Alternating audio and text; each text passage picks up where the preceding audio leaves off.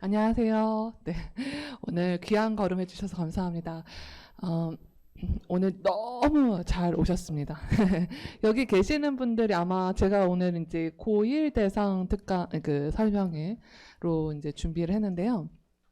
고1 너무 중요한 시기죠. 왜냐하면 이제 앞으로 2년 반이라는 시간을 또 꾸준히 좋은 전략으로 달려야 되기 때문에 너무 중요한 시기입니다. 자, 제가 이제 수업 때 추구하고자 하는 슬로건입니다.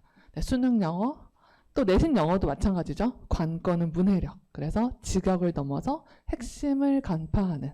네, 이것이 이제 제가 수업에서 추구하는 바죠. 자, 고등 내신 수능의 핵심 포인트는 독해와 어휘다. 이게 이제 가장 중요한 포인트죠. 제가 어머님들께 한번 여쭤보고 싶은 부분이요. 사실은 입시 방법, 전략 정말 너무 많죠. 너무 헷갈리고 사실 어떻게 해야 될지 항상 고민되고 이게 맞나 저게 맞나 이렇죠. 근데 사실 뭐 저도 이제 가끔 보지만 유튜브나 유명한 컨설턴트나 유명한 어떤 교육 전문가들의 얘기들이 앞에서는 여러 가지 전략 방향에 대해서 얘기해요. 근데 결론은 똑같아요. 어렸을 때부터 국영수를 꾸준히 정확한 방법으로 제대로만 장기간 동안 하면 사실은 나중에 골라가게 돼 있다. 그러니까 방법에 너무 포커스를 두지 말고 일단은 그 하는 행위, 제대로 된 효과적인 방법으로 그거를 본질적으로 꾸준히 끌고 가는 것, 그게 제일 중요하다. 제 제자들 중에서도 보면 최근의 경우도 많이 있는데요. 딱히 아이가 뭐 엄청나게 하지 않아도 본인이 실력이 워낙 탄탄하기 때문에 나중에 입시에서 뭐 네 곳을 붙었네, 메이저 의대 뭐 다 붙었네 이런 경우들이 왕왕 있거든요.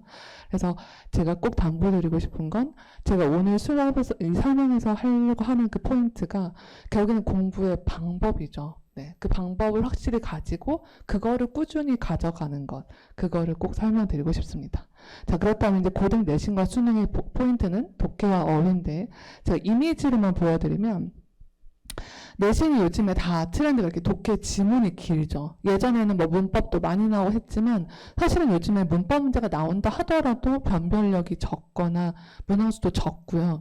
대부분은 독해에서 변별력이 납니다.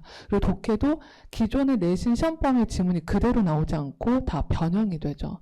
그래서 이렇게 지문의 길이가 길고 이것도 이렇게 길죠. 선지가 여기서부터 여기까지가 선지입니다. 수명여고 기출문제인데 이게 1, 2, 3, 4, 5번의 선지고 이 선지를 빠르게 읽어야 돼요. 그리고 이게 페이지 수가 13쪽, 14쪽 이러죠. 제가 이 인근의 고등학교 내신은 다 알거든요. 다 해봐가지고. 근데 뭐 어떤 학교 같은 건 17쪽까지 가는 경우도 있고요. 그래서 결국에는 달달달 외운다? 그거는 사실은 중요하지 않습니다. 원문을 제대로 이해하고 그걸 바탕으로 독해를 얼마나 잘하느냐가 중요하지 정말 똑같이 외운다고 해서 고득점을 맞지는 못하죠. 이것도 대원외고 기출문제인데요. 이렇게 다 독해 지문의 위주죠. 자, 그래서 이제 저희가 방학 때 독해를 좀 중점적으로 수업을 하고자 하는데, 자, 대충 이미지를 보시면 아시겠지만, 왼쪽은 고1 시험지고, 오른쪽은 고3 시험지죠. 난이도는 당연히 훨씬 많이 차이 나고요. 지문의 길이 또한 차이가 많이 나죠. 하지만 제한 시간도 똑같고요. 자, 제가 조금 확대해서 보자면, 이게 지금 고1 모의고사 같은 경우는 한 문장의 길이가 이렇게 2줄. 길어야 3줄입니다. 정말 드물게. 근데 고3 같은 경우는 여기서부터 여기까지가 한 문장입니다. 이게. 이 한 문장을 네, 어떻게 파악을 할 거냐가 이제 포인트죠. 그래서 결국엔 저희가 이제 어렸을 때 뭐 문법도 하고 구문도 하고 구문은 너무 중요합니다. 하지만 그 구문을 배운 구문을 가지고 독해 어떻게 적용하느냐 이제 그게 관건인 거죠. 그냥 문법 따로 문법은 막 이렇게 하고 독해는 또 독해 따로 이게 아니고 그 적용하는 과정이 정말 중요한 포인트입니다. 자, 그럼 여기서 제가 독해에 대해서 조금 본질적인 얘기를 하자면, 자, 독해는 특수교육학 용어사전에 나와 있는 독해의 정의입니다. 글을 읽어서 뜻을 이해하는 거다.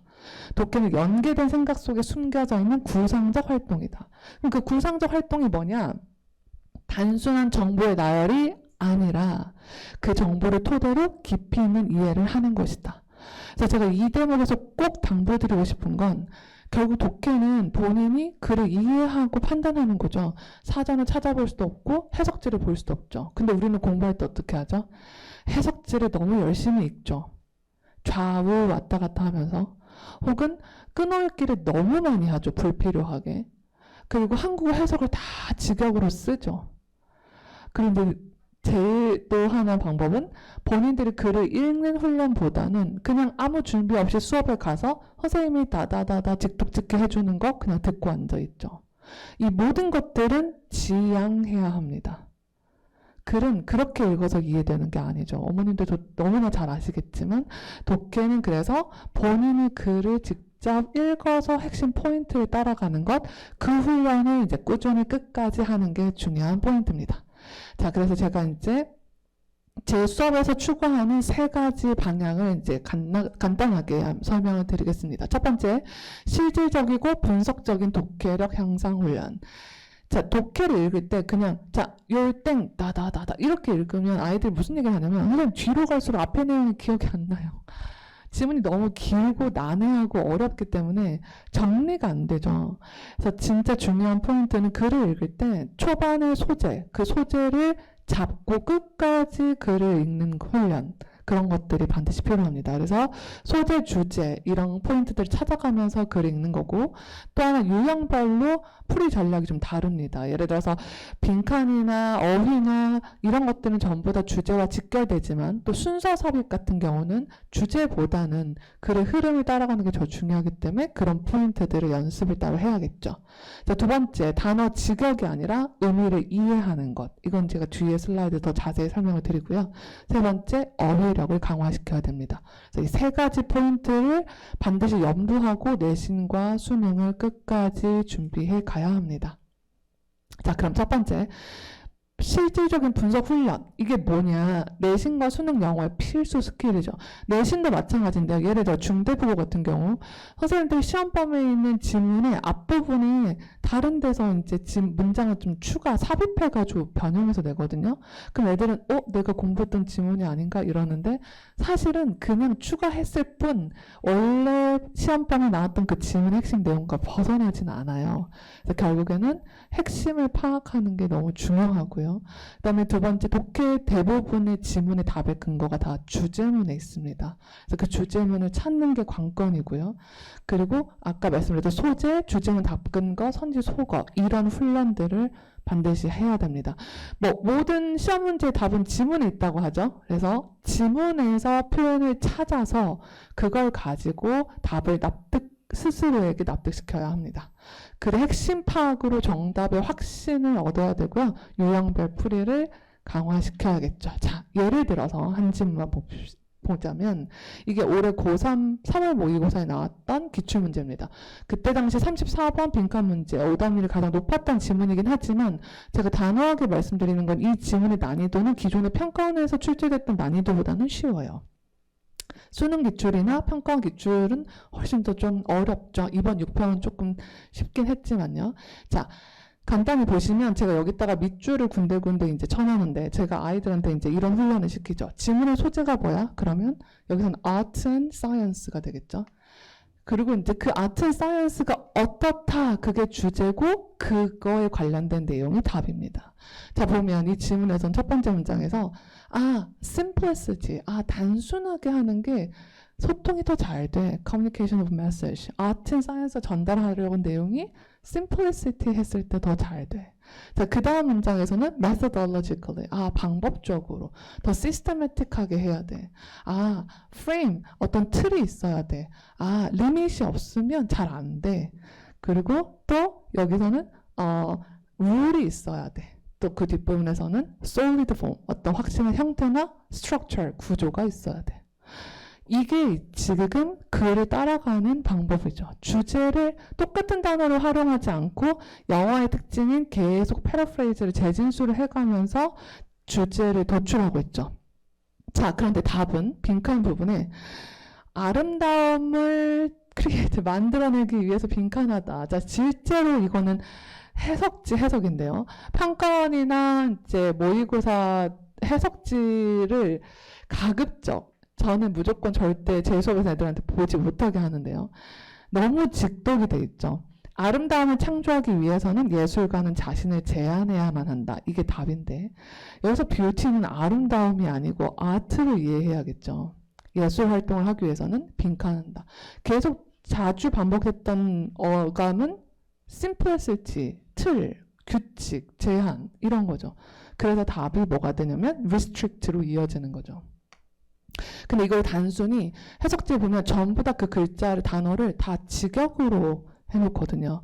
그럼 아이들은 잘 모르죠. 가끔 어머님들 오셔서 그 얘기하세요. 아이가 물어봐가지고 해석지를 참고해서 설명해 주려고 하면 한국어 해석지도 뭔 말인지 모르겠다고 그런 얘기를 많이 하시거든요. 우리 아이들이 외국에 유학을 가요. 그러면 거기 유학 가는 그 대학에서 너는 코리안이니까 한국어 해석지 줄게 이런 경우 있나요? 없죠. 근데 우리는 너무 한국어 해석이나 한국어 해석을 쓰는 거에 의존적이죠. 그래서 영어를 영어적으로 받아들이는 훈련을 해야 합니다. 그래서 그거를 잘하기 위한 가르마가 소재를 잡고 그 다음에 주제의 재준수를 따라가면서 그걸 답의 근거로 파악하고 그 중간중간에 연결을 보면서 글이 어떻게 흘러가는지를 보고 글의 중요한 부분과 그렇지 않은 부분 강약을 조절해가면서 읽고 직역하지 않고 의미를 이해하는 것. 이 훈련을 반드시 하는 게 중요합니다. 그래서 저는 수업 시간에 아이들이 이렇게 과제를 해오면 물어봐요. 이렇게. 이 지금 아이들 과제 해온 흔적인데 시키죠. 여기서 선지에서 이건 왜 답이 안 돼? 여기선 이게 왜 답이야? 여기서 소재가 뭐야? 이 문장의 의미가 뭐야? 이렇게 해서 저는 질문을 많이 던지는 수업입니다. 자, 두 번째.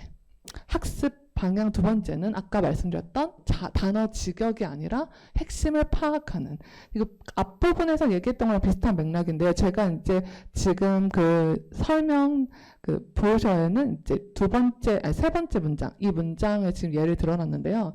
이 세 번째 문장이 작년 고3 6월 평가원 1.4%짜리 시험지에서 가장 어려웠던 문제 중에 하나입니다. 근데 이게 보시면 정답지 해석에 이렇게 써있죠. 정보 콘텐츠가 물리적 매체에 풀 수 없게 고정된 아날로그 환경에서는 분명하다. 디지털 환경에선 매체가 메시지 일부가 아니다. 이렇게 읽어서는 저게 뭐지? 이렇게 되겠죠. 근데 실제로 이 문제가 정말 그 정답률이 10% 초반대 나왔던 지문이거든요. 근데 이걸 그냥 영어로 보면요. 되게 간단해요. 아날로그에서는 정보와 매체. 아날로그 환경에서 매체는 종이겠죠. 종이에서 글자를 떼낼 수 없겠죠. 자, 반대로 디지털에서는 매체, 즉 이런 노트북이나 아이패드나 태블릿이나 이런 것들이 정보와 떨어질 수 있어 라고 이해하면 쉽게 볼 수 있겠죠. 그래서 여기 메시지가 빈칸에 답이 없습니다.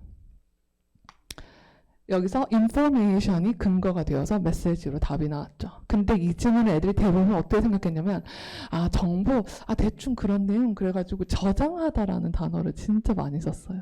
네. 자, 그래서 우리는 영어적 사고, 영어적 뉘앙스, 영어에서는 단어를 동일하게 반복하지 않고 어떻게 표현을 계속 재진술하면서 따라가는지 그거를 파악하는 훈련이 정말 중요합니다. 그래서 제가 이제 수업 시간에 이렇게 시험을 봐요. 이게 지금 이제 시험지가 너무 그래가지고 잘 안 보이시겠지만 이미지만 대충 보자면 저는 단어 시험도 보지만 방금처럼 이런 문장들을 던져주고 아이들한테 이 문장 핵심이 뭐야 라는 파악하는 시험을 봅니다. 그럼 아이들 간단하게 그 설명을 써서 내는 거죠. 자, 세 번째. 풍부한 어휘력 강화. 자, 기존의 단어가 이제 가장 문제인데요. 그냥 표제어나 되게 심플한 가장 주로 많이 쓰는 그런 단어 뜻만 알고 있으면 한계에 부딪히죠, 고등은요. 특히 내신에서도 마찬가지고요. 플라스틱. 이게 되게 재밌는 단어인데 예전에 단대국어랑 휘문고에 플라스틱 단어가 나왔는데요. 1학년 내신에서.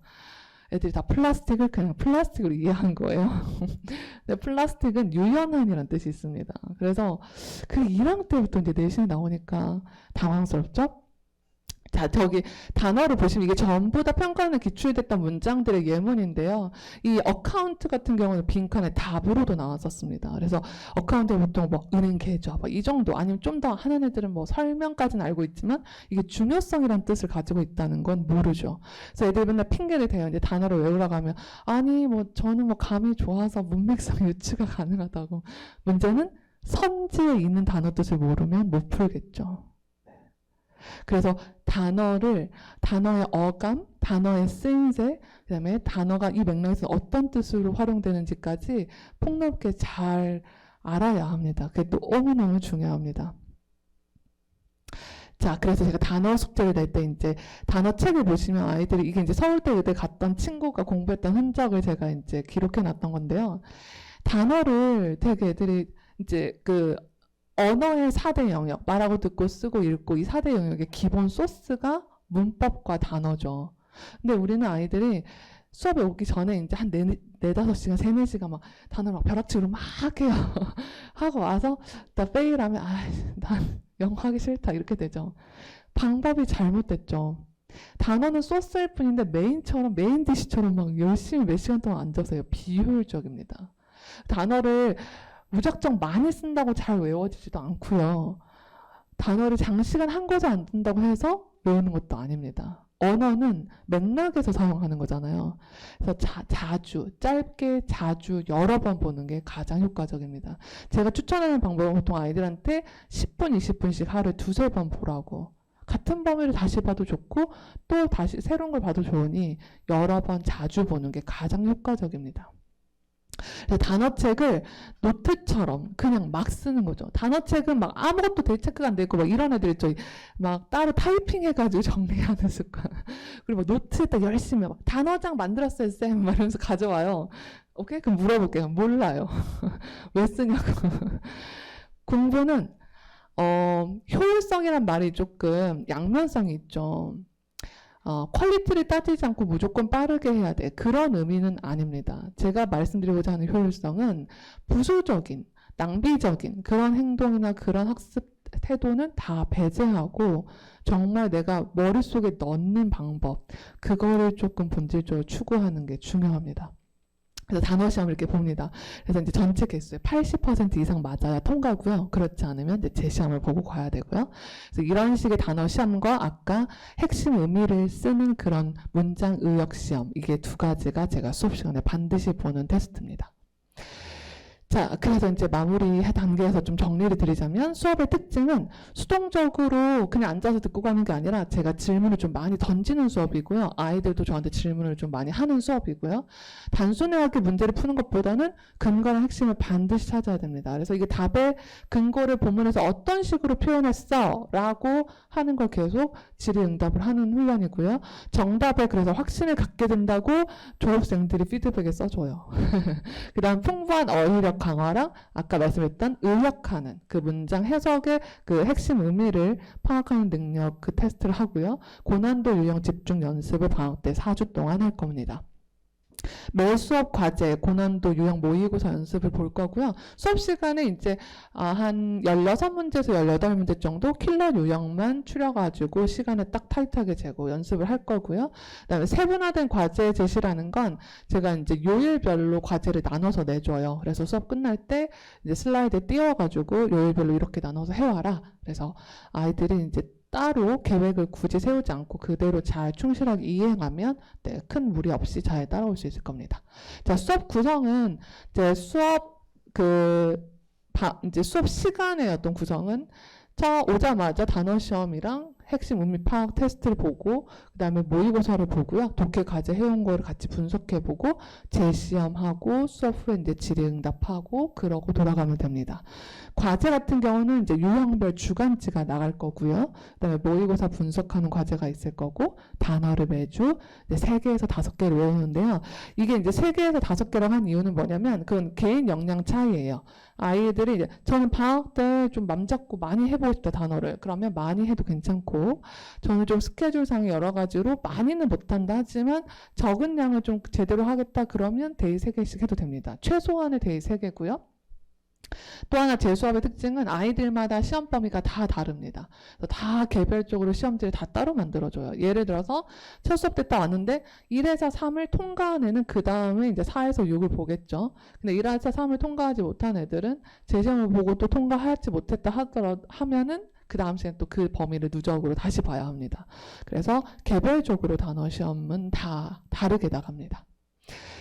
자, 제가 여기서 이제 살짝 마무리하기 전에 1분 정도 이제 말씀드리고 싶은 건 이제 이 자리를 빌어서 제가 여름방학부터 이제 숙명 1학년 내신 반을 또 시작을 합니다. 그래서 온리 숙명 1학년을 위한 반이죠. 네. 방학 때 이제 수능부터 내신까지 전부 다 섭렵하는 꾸준히 같이 호흡을 해 나가는 숙명 1학년 내신 반을 하게 됐고요. 제가 원래 이제 숙명 내신을 오랫동안 해왔었어요. 그리고 지금 현재 시대인대에서 숙명 3학년 내신 반을 성반으로 잘 하고 있고요. 근데 이제 내신이 여러 가지로 힘들기도 하고 수능에 좀 더 집중하고 싶은 부분도 있고 그래서 제가 이제 조금 한 템포 쉬었었는데 다시 이제 시작하려고 합니다. 그래서 혹시 이제 이 자리에 숙명 1학년 자녀를 두신 분이 계시다면 꼭 이제 언제든 환영한다. 네. 언제든 네. 두팔별려서 네, 제가 잘 가르칠 자신이 있다 말씀드릴 수 있고요. 참고로 재작년에 제가 이제 숙명 3학년 팀 2년 동안 해왔던 팀인데 그 팀에서 서울대 2명, 이대의대 2명, 카드의대 1명이 한 팀에서 나왔어요. 네, 그래서 이제 더 숙명에 대한 좀 호응도가 있는 것 같습니다. 자, 마지막 제가 이제 앞에서 뭐 여러 가지 말씀을 드렸지만 우리 아이들이 고3 때까지 잘 가야죠. 그렇지만 그거를 단타성으로 이거 했다 저거 했다 이건가 저건가 늘 혼돈 속에서 늘 갈피를 못 잡은 속에서 어떤 문제를 풀어야 잘 될 것 같은 그런 착각 속에서 가지 않도록 그 언어의 본질, 학습의 본질을 잘 염두하고 잘 세팅해서 가시기를 정말 간곡히 부탁드립니다. 그래서 제가 다시 한번 마무리를 하자면 언어의 문해력을 위한 확실한 로드맵은 첫 번째, 분석을 하면서 글을 읽어야 된다. 두 번째, 단어를 직역하면 안 되고 영어적인 속성을 이해하고 그 의미를 파악해야 된다. 세 번째, 어휘를 꾸준히 학습해야 된다. 이 세 가지 다시 한번 강조드리고 싶습니다. 네, 오늘 와주셔서 너무 감사드립니다. 감사합니다.